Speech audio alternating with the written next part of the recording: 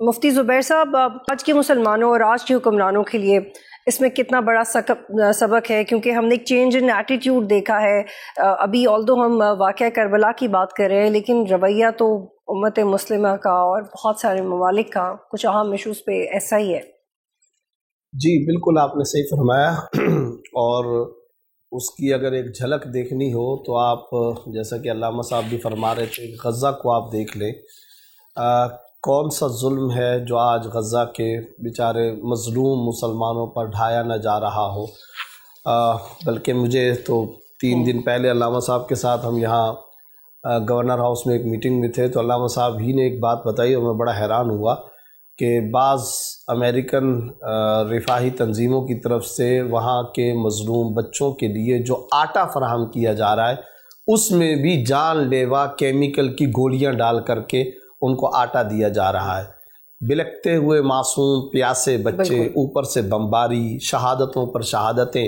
اور جیسا کہ بہن آپ نے کہا کہ سوال یہ پیدا ہوتا ہے کہ یہ کوئی غزہ کہاں ہے، کسی افریقی ملک میں نہیں ہے، اس کے سراؤنڈڈ آس پاس کی کنٹریز کوئی غیر مسلم ممالک نہیں ہیں، وہ سب کے سب مسلمان ملک ہیں اور ہمارے کلمہ گو برادران اسلام ہیں.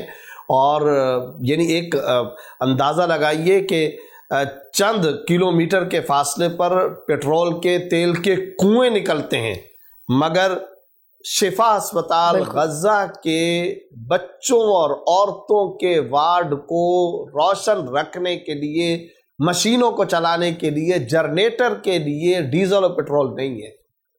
اور آس پاس دریا و سمندر بہتے ہیں، لیکن وہاں ان کو وہ جاں بلب ہیں، ان کو پانی کا قطرہ تک نہیں میسر. آس پاس دولت عشرت کدے آباد ہیں، اور خدا جانے دنیا جہاں کی کیا کیا لگژری قسم کی لائف کے سٹائل وہاں پر گزارے جا رہے ہیں. لیکن وہاں کے مظلوم بچوں کی آپ حالت زار کو دیکھیں تو میں یہ سمجھتا ہوں کہ وہ جو حق و باطل کا معرکہ ہے وہ ختم نہیں ہوا، وہ آج تک قائم ہے. اور میں اور آپ کربلا کے موقع پر نہیں تھے، ہم آج آنسو بہاتے ہیں. ایسی بڑی عالم اسلام کی شخصیات کو قتل کر دیا گیا، تہہ تہہ کر دیا گیا. یعنی کوئی بادشاہ ہوتا ہے، کوئی وزیر اعظم ہوتا ہے، کوئی صدر ہوتا ہے، اس کو قتل کر دیتے ہیں. اس کی سوسائٹی، سماج اور معاشرے میں سال تک، 2 سال تک، کوئی بہت بڑا آدمی ہوگا 5-4 سال تک اس کے اثرات رہتے ہیں. امام حسین رضی اللہ تعالیٰ عنہ کی شہادت تاریخ کا ایک ایسا اندوہناک حادثہ اور سانحہ ہے. 1450 سال گزر گئے، امت اس سانحے سے باہر نہیں نکل سکی ہے. آج تک اس سانحے کے زخم مندمل نہیں ہو سکے. بلکہ میں آپ کو ایک عجیب و غریب بات بتاؤں، ہم ایک طرف تو یہ بیان کرتے ہیں نا کہ حضرت حسین رضی اللہ تعالیٰ عنہ، کربلا، قرآن کا نظام، شریعت کا سسٹم، نانا صلی اللہ علیہ وسلم کے نظام کو ارتھ میں نافذ کرنے کے لیے وہ سب اپنی جگہ، مگر حضرت حسین رضی اللہ تعالیٰ عنہ دنیا کی مظلوم انسانیت کے لیے بھی محنت اور جدوجہد کا شاندار استعارہ ہے. چنانچہ انگریز بھی ان کی تاریخ کو پڑھتے ہیں، ہندو پڑھتے ہیں، سکھ پڑھتے ہیں، مجوسی پڑھتے ہیں، غیر مسلم پڑھتے ہیں کہ کیا مظلومیت کا کیسا استعارہ، ظالم کے سامنے ڈٹ جانے کا کیسا شاندار منظر، کیسا شاندار مظاہرہ.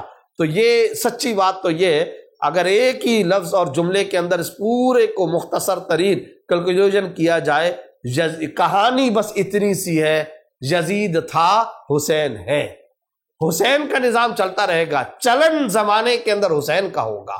کوئی رکھے نا آج اپنے بیٹے کا نام شمر، کوئی رکھے نا آج اپنے بیٹے کا نام ابن زیاد، کوئی رکھے نا آج بھی اپنے بیٹے کا نام یزید. کیوں نہیں رکھتے؟ وجہ اس کی یہ ہے کہ آپ کو معلوم ہے جد و جہد کا استعارہ، شہادت کا استعارہ، صداقت کا استعارہ، دیانت کا استعارہ، عبادت کا استعارہ، اور سب سے بڑھ کر یہ خدا کی راہ میں جان دینے کا استعارہ اگر ہے تو وہ حضرت سیدنا امام حسین کا اسم گرامی ہے. تو یہ وہ چیز ہے جس اسپرٹ کو، جس روح کو ہمیں اس محرم میں اور ہر موقع پر اپنے زبان، اپنے دل دماغ پر تازہ رکھنا چاہیے.